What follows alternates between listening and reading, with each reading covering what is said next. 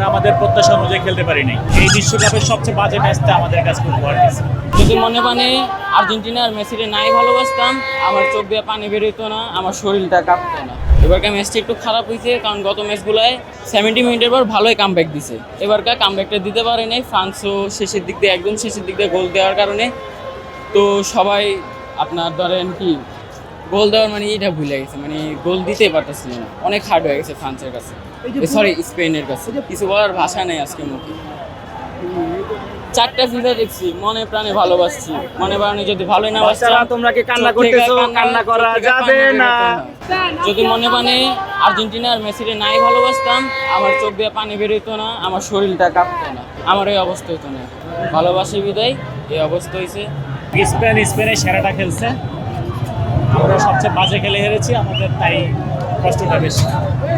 আমাদের মেসির হয়তো এটা শেষ বিশ্বকাপ ছিল, আমরা বিশ্বকাপ রিজার্ভ করেছিলাম, বাট আমাদের আজকে আমাদের এই বিশ্বকাপের সবচেয়ে বাজে ম্যাচটা আমাদের কাছে খুব ভয় গেছে।